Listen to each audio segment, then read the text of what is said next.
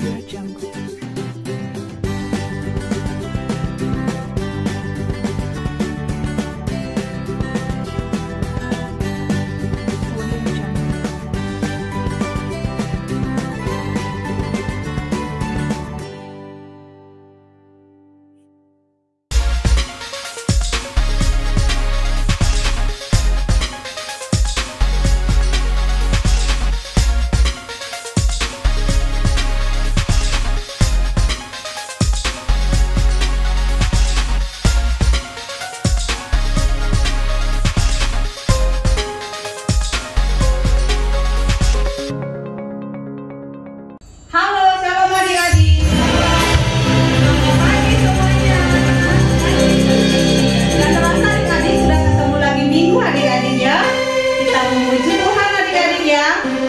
Dengan saya Kak Reni.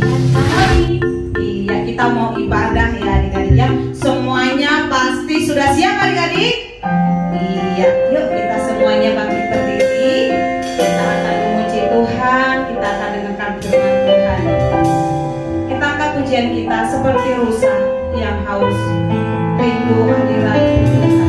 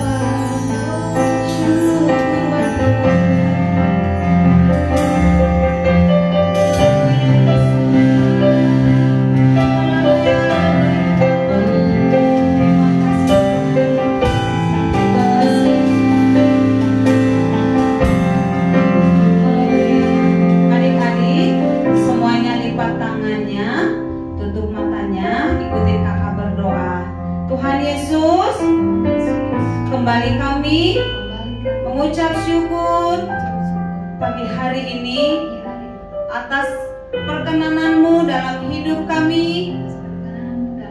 Kami boleh memuji Engkau. Terima kasih Tuhan Yesus.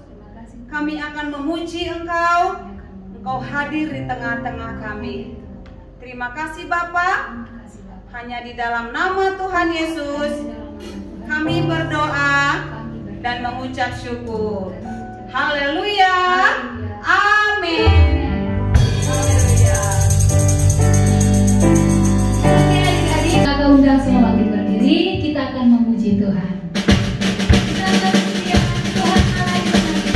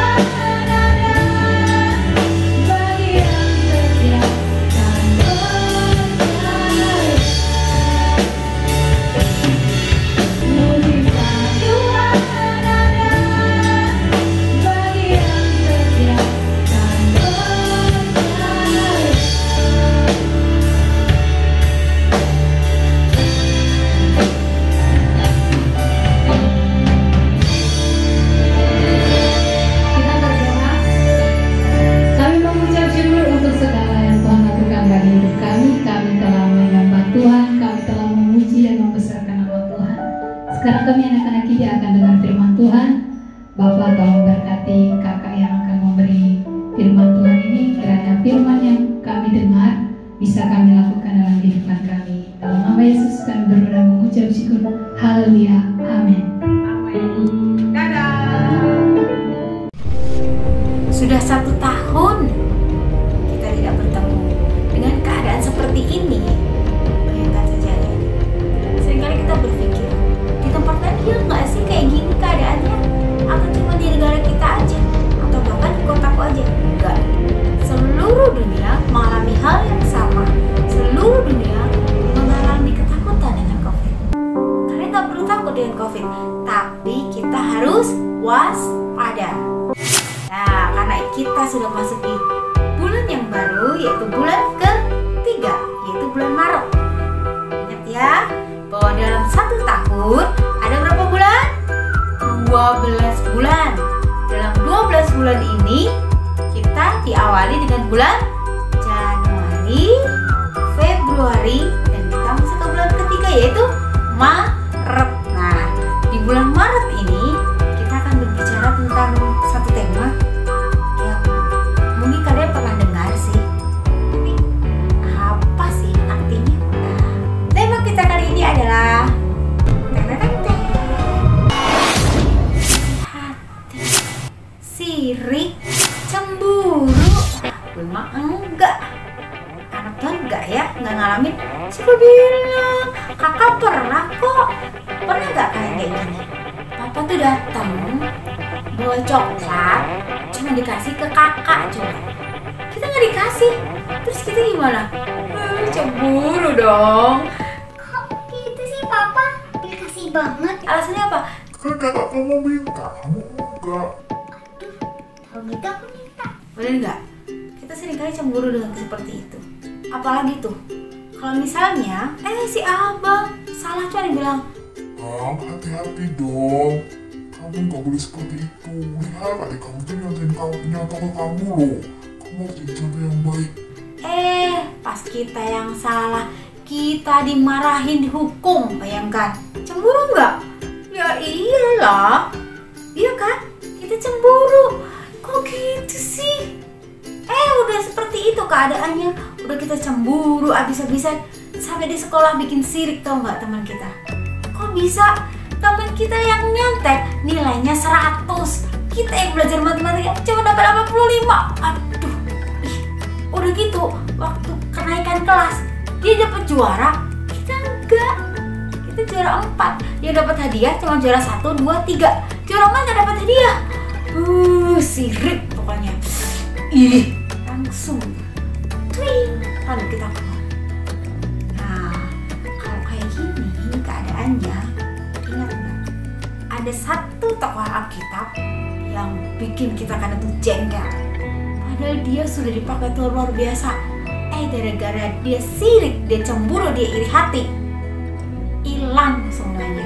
Apa yang sudah Tuhan pakai atas dirinya, hilang, Tuhan hapuskan. Gak kepake lagi. Aduh, sayang ya. Ingat nggak? Waktu Musa, bangsa Israel dipimpin oleh? Ayo, ada yang ingat nggak? Musa, bangsa Israel dipimpin oleh? Hakim. Waktu Musa sampai ke selanjutnya, itu bangsa Israel dipimpin oleh hakim. Makanya ada kitab hakim-hakim. Di situ ada Gideon, ada Deborah, ada hakim yang lainnya lagi. Bahkan beberapa hakim itu adalah nabi. Lalu habis Samuel, hakim terakhir nih ya. Habis Samuel, siapa ya? Yang memimpin Israel? Ingat nggak? Raja yang pertama. Ayo bisa aja. Siapa raja pertama Israel? Daud. Salah. Kalau kalian jawab Daud, salah. Raja pertama Israel adalah 4 huruf juga, tapi bukan Daud. Ya. S-A-U-L. Apa? Saul adalah raja pertama Israel. Daud adalah raja kedua. Saul ketika menjadi raja harusnya gimana? Siapa yang akan jadi raja selanjutnya? Anaknya dong. Tapi karena Saul cemburu, iri hati, sirik, bukannya ke anaknya, tapi malah tahtanya ke Daud ya. Dan inilah, yuk buka sama-sama Alkitabnya di 1 Samuel 18. Yuk, udah dibuka ayat 6 sampai dengan 16. Sudah? Kakak bacain ya. Baca sama-sama aja ya. Ulangi lagi ya. 1 Samuel 18 ayat yang ke-6 sampai dengan ayat yang ke-16. Siap? 1, 2, 3. Tetapi pada waktu mereka pulang ketika Daud kembali sesudah mengalahkan orang Filistin itu, keluarlah orang-orang perempuan dari segala kota Israel menyongsong Raja Saul sambil menyanyi dan menari-nari dengan memukul rebana dengan bersukaria dan dengan membunyikan gerinci. Dan perempuan yang menari-nari itu menyanyi berbalas-balasan, katanya, Saul mengalahkan beribu-ribu musuh, tetapi Daud berlaksa-laksa. Ayat yang ke-8. Lalu bangkitlah amarah Saul dengan sangat, dan perkataan itu menyebalkan hatinya, sebab pikirnya kepada Daud diperhitungkan mereka berlaksa-laksa, tetapi kepadaku diperhitungkannya beribu-ribu. Akhirnya jabatan raja itu pun jatuh kepadanya. Sejak hari itu maka Saul selalu mendengki Daud. Keesokan harinya, roh jahat yang daripada Allah itu berkuasa atas Saul sehingga ia kerasukan di tengah-tengah rumah. Sedang Daud main kecapi seperti sehari-hari. Adapun Saul ada tombak di tangannya. Saul melemparkan tombak itu karena pikirnya, baiklah, aku menancapkan Daud ke dinding. Tetapi Daud mengelakkannya sampai 2 kali. Saul menjadi takut kepada Daud karena Tuhan menyertai Daud. Sedang daripada Saul, ia telah mundur. Sebab itu Saul menjauhkan Daud dari dekatnya dan mengangkat dia menjadi kepala pasukan 1000, sehingga ia berada di depan dalam segala gerakan tentara. Daud berhasil di segala perjalanannya sebab Tuhan menyertai dia. Ketika dilihat Saul bahwa Daud sangat berhasil, makin takutlah ia kepadanya. Tetapi seluruh orang Israel dan orang Yehuda mengasihi Daud karena ia memimpin segala gerakan mereka. Di pembacaan Alkitab kita kali ini dari 1 Samuel 18 ayat 6 sampai dengan 16, kalian lihat kan? Hati Saul tidak dekat kepada Tuhan. Ketika dia dikuasai dengan cemburu, iri hati, sirik, apa yang dilakukan oleh Saul? Dia bukannya langsung, Tuhan ampuni aku sudah cemburu Tuhan sama Daud, aku udah sirik, aku udah iri. Bukan. Tapi dia malah apa tadi? Sampai dibilangin apa tadi? Kerasukan. Dia pengen loh membunuh Daud. Tombak, bayangin aja. Tombak di tangan Saul mau ditancepin. Saking irinya, saking cemburunya dia. Dia nggak mau tahu. Dia nggak mau tahu apapun yang dilakukan oleh Daud salah di mata Saul. Karena udah nggak suka duluan. Pernah nggak kalian ngerasain? Setiap kali teman kalian melakukan sesuatu, kalian pasti nggak suka, nggak tahu. Mau dia melakukan baik, apalagi nggak baik. Baik ketika kalian nggak suka, apalagi melakukan yang nggak baik, bener nggak? Kalau kalian pernah melakukan itu, bisa nggak sih?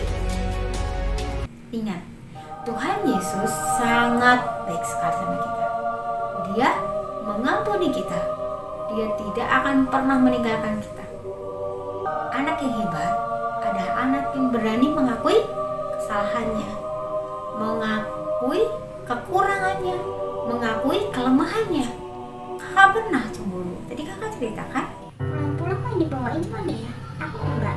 Nah, kalau kalian pernah mengalaminya, yang pertama kalian lakukan apa?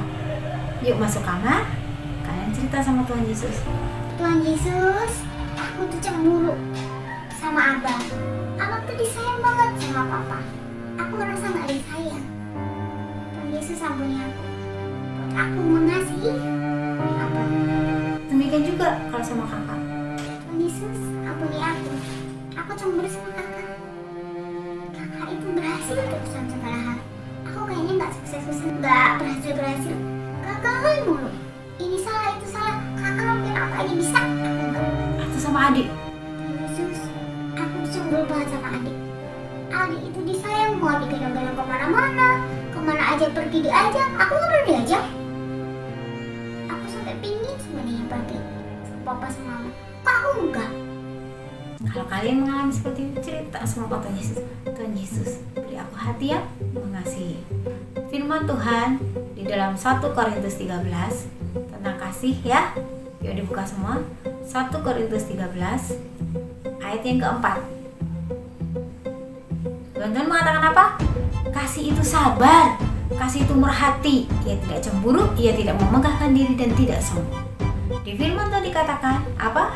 Ia tidak cemburu. Kata cemburu di dalam KBBI berarti merasa tidak atau kurang senang melihat orang lain beruntung dan sebagainya. Jadi cemburu juga berarti sirik. Cemburu juga berarti kurang percaya, curiga, iri hati, ya. Kalau cemburu buta itu apa?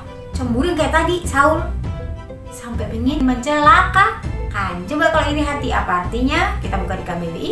Iri. Iri itu apa? Merasa kurang senang melihat kelebihan orang lain atau beruntung dan sebagainya. Termasuk sama juga ya. Iri juga sama dengan cemburu, sirik, dengki sama.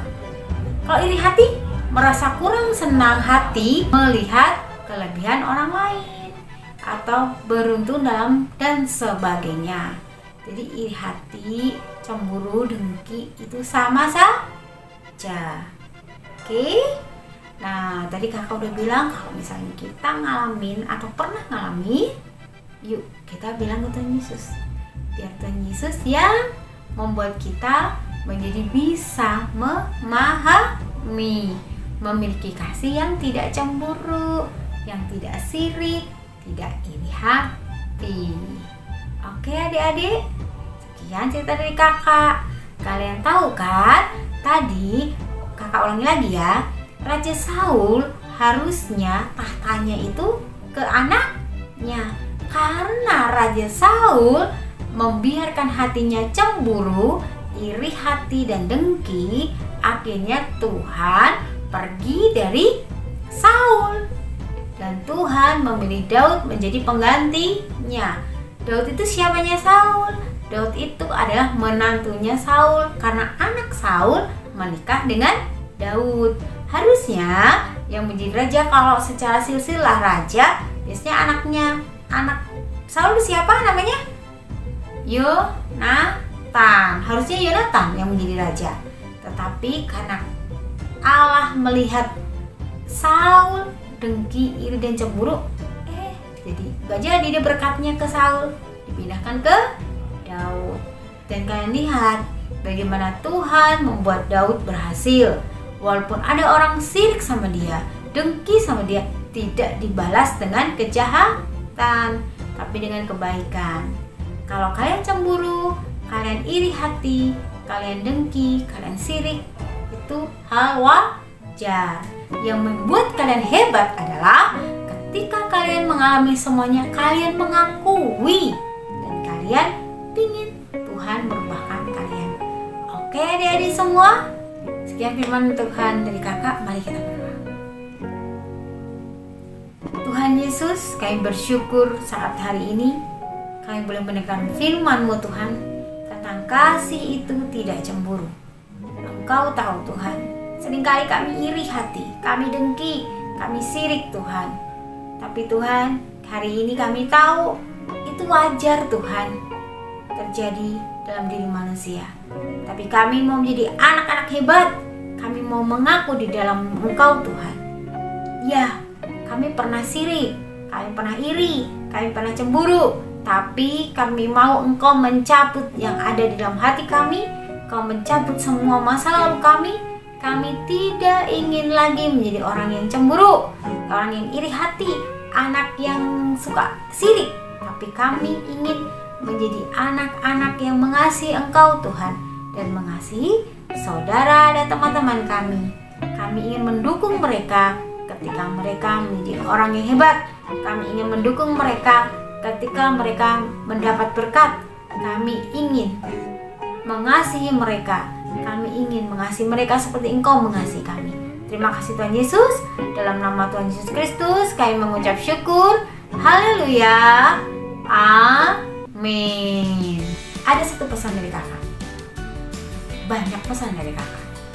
Era pandemi ini, saat kalian PJJ, jangan buang waktu.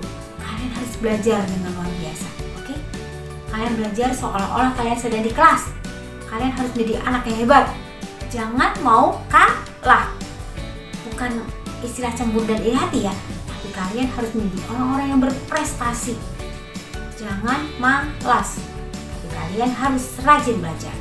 Masa depan salah satunya adalah kalian yang memegang. Ayo, sungguh-sungguh belajar. Dan kalian akan melihat orang yang belajar sungguh-sungguh akan berhasil.